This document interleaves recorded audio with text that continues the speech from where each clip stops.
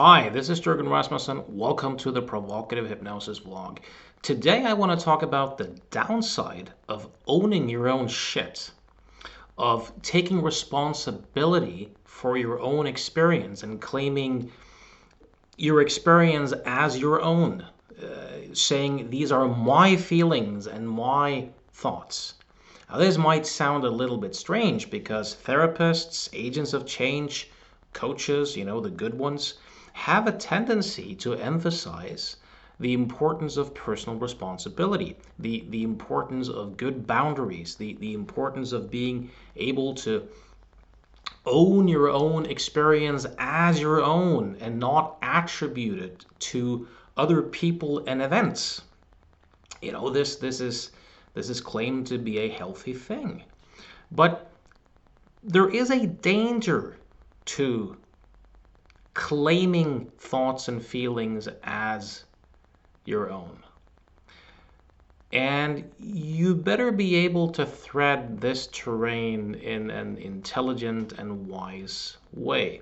Now, what I'm saying today is going to be a bit paradoxical and play upon multiple truths simultaneously. That may seem a bit contradictory.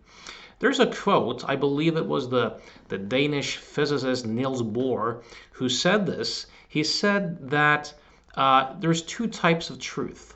In the shallow truth or simple truth, the opposite of what is claimed to be true is deemed false or untrue. But in the deeper truth, the opposite of what is claimed to be true is equally true. So what could be the downside of owning your own experience, of being able to say, this is my anger or my fear or my thoughts? Well, I want you to consider something.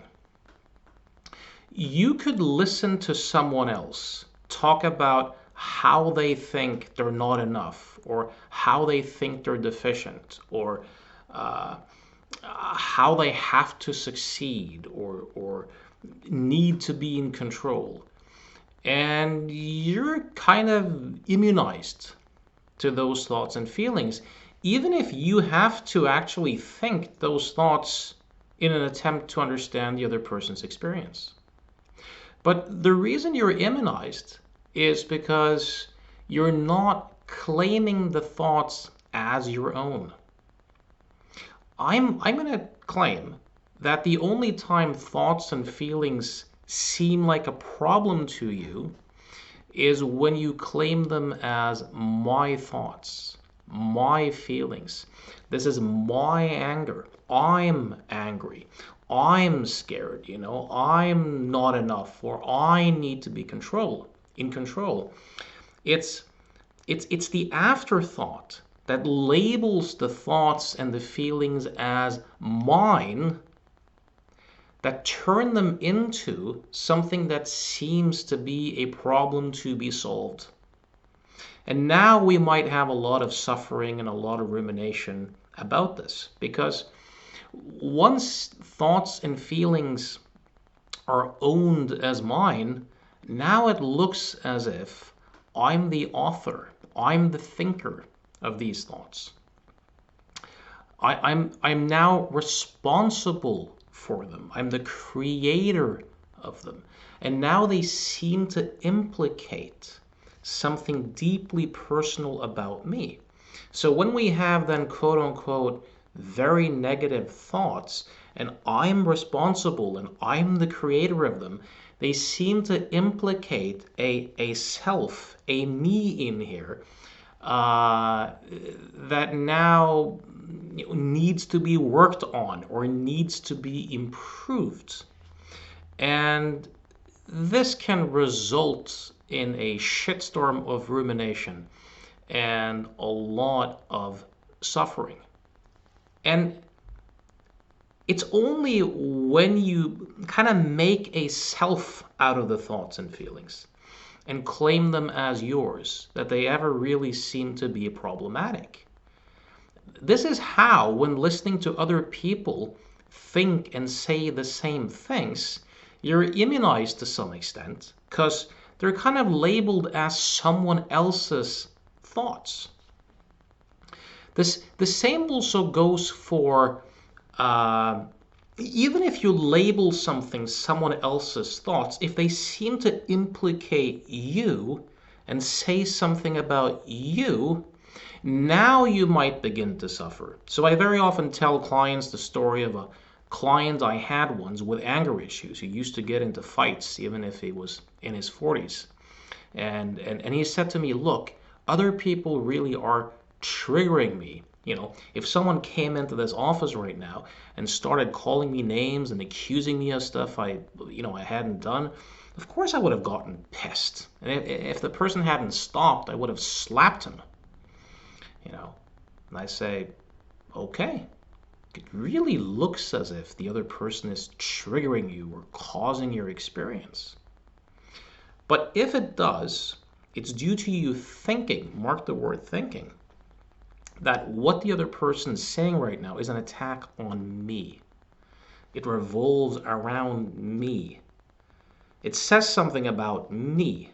And then you have a rule that other people must not treat you that way. They must show respect. And on some level, if it really hits you, it's due to you thinking similar stuff about yourself. I said to him, what would happen? And he said, yes, that's right. That's exactly what's going on. So I said to him, what would happen if instead the first thought that came up was, where is that person? Not geographically, because he's at the door, but where is that person psychologically? Now the attention is no longer on yourself, it's on the other person. And I said to him, what if the person said the exact same thing, but you realize that, he thought that you were Bill Johnson in the marketing department? And he burst out laughing and he said, that would be hysterically funny. And this was the moment of insight for him, because I reminded him that, but look, he's saying the exact same things. It's just that you're not revolving it around you. You're not creating a self out of it. You're not thinking that it somehow implicates you, right? So when people come in and they talk about low self-esteem or not being enough or needing approval or having to be in control or that they must succeed, what I call the old classics, I very often ask them, are these your thoughts? Is this fear yours? And they always say yes. And I very often say to them, I see clients from all over the world on Skype. I've lost track of how many people of both genders, different age groups, different socioeconomic groups, different professions, different countries, who have shared the exact same stories about not being enough and having to be perfect and needing approval and so on and so forth.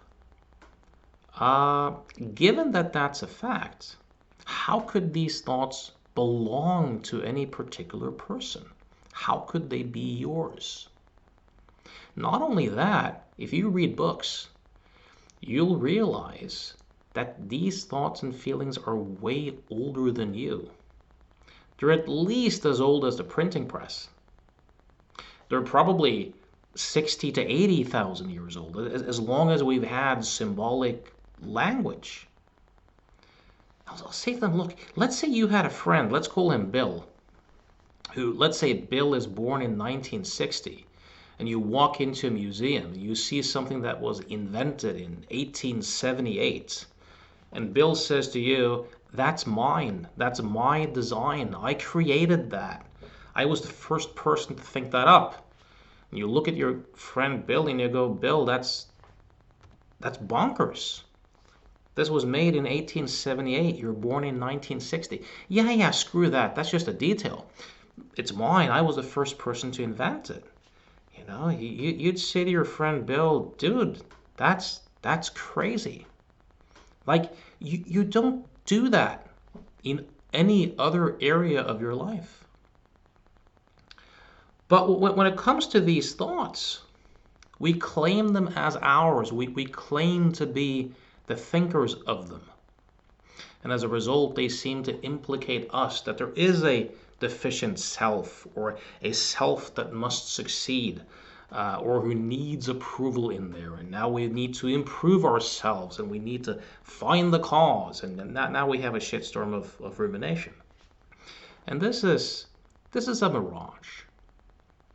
So one thing I very often train people to do, in addition to looking for the self that seems to be implicated by these thoughts and emotions, is to begin to word it in a passive way, as in anger is here. I'm not good enough is visiting. I must succeed has arrived on the scene. Without adding a self to it, without claiming them as mine. This is usually hugely liberating for people, and it's actually more accurate, because if you meditate and you watch the thought stream, you'll realize you don't think up your thoughts. You don't think up your thoughts before they appear. They just appear. There is no thinker behind the thought. Thought itself is the thinker. It just appears. And it just dissolves. It's not the case that you think it up and you let it go. The you is an afterthought. It's just another thought in the stream. So thought itself is the thinker. And helping people to realize that and discover that by various thought experiments and various tasks is extremely, extremely useful. If you really start to look at it, you'll start to realize that none of the thoughts are yours. None of the feelings are yours. Fear is older than Homo sapiens. It's older than the species. Anger, rage is older than Homo sapiens. None of this stuff is yours in that sense. You're not the creator of any of it. None of it really implicates you.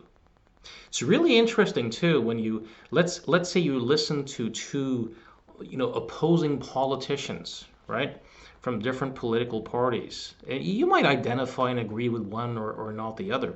But if you ask both of these people who are sharing their sincere convictions about how the world is supposed to work, or what's ethically right or wrong, if you were to ask them, are these your values? Are these your principles? Without flinching, people would say yes. But if you really start to look at it, in the same way as in meditation, that thoughts just appear and disappear on their own, there's no thinker behind it, you'll start to realize that if you know something about political ideology and you've read up on this stuff, it doesn't take long for you to realize that what they're going to say and how they're going to counter each other is really, really predictable. None of the thoughts are really theirs. You could say that they, in quotation marks, are mouthpieces for a political ideology that's speaking through them. The ideology has them, so to speak, without them having the ideology. So this is important, and this is something that meditation practices and certain schools of spirituality and Eastern psychology tend to bring to the table. That's extremely useful. And, not but, and at the same time, it's also extremely important to be able to own your own experience as your own, especially in relationship to other people. So for example, if you watch a discussion, or God forbid, a thread on Facebook, person A says something. Person B very often hears something that has very little or nothing to do with anything A has actually said. And then it begins to critique A as if A said what B heard. And if A does the same with B, you have two monologues. You don't really even have a discussion. So in this case, being able to realize that the person who listens in a conversation is as active a part as the person who speaks, because we give meaning, we attribute meaning. So to be able to check in with someone and say, look, when you say this, I hear this. Am I understanding you correctly? Is that actually what you're saying? And then the other person might say, no, you've completely misunderstood. Let me specify. Or, yeah, partially so. Or, yeah, you're getting me completely. Now you might be able to have a conversation.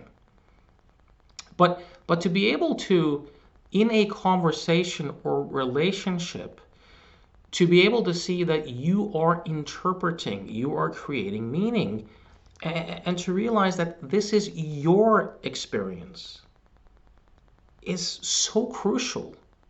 To have the ability to have good boundaries, to be able to see that other people have their inner world and their experience the same way that you do, and to not outsource it onto other people. If you look at a lot of our current victimhood chick culture, the whole woke politically correct thing where people talk about being triggered and all that sorts of stuff, this is this is an example of not having good boundaries for the most part, of outsourcing the source of one's own experience onto other people and objects and saying, you make me feel. You make me feel, right? So I've seen this many times in discussing things with activists, where they say, that's your white privilege speaking, that's your racism, that's your, shut up, white man. And it's like they're, for them to, for example, if I, for example, question some of their claims, the only way they would do that would be if they had a sinister motive. So as a result of that, they project onto me and other people who question their claims and their narrative as having to be racists or having to be hateful. You know, this idea of, for example, projecting a collective sin onto people, where you talk about toxic masculinity or whiteness, where due to having certain skin pigmentation and being part of a group, you then automatically share in this collective sin of being oppressive or being a racist, or being especially privileged, completely irrespective of how you actually live in the world, how you operate, or how you think and feel.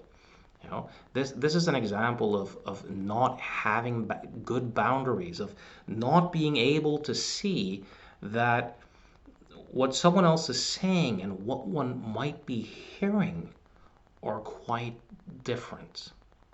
So in this sense, in dealing with other people, it's extremely important to be able to differentiate between what one is hearing and experiencing and what someone else might be experiencing, and thereby be able to say, I'm angry, or I'm thinking this, or these are my opinions. We need to be able to do this to have a democracy, or to have individual rights, or to have relatively peaceful societies.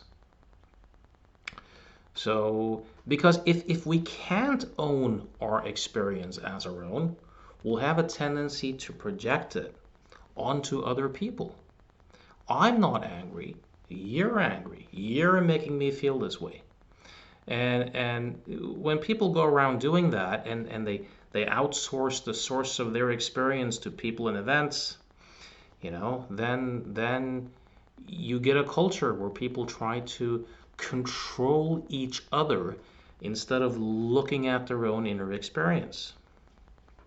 And that's a little bit tragic.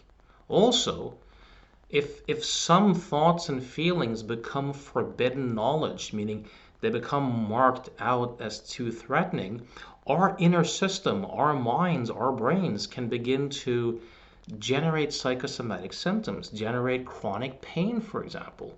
So that every time a particular experience threatens to come into awareness, the brain instead shuts off blood circulation and oxygen to a particular body part, begins to hurt really, really badly.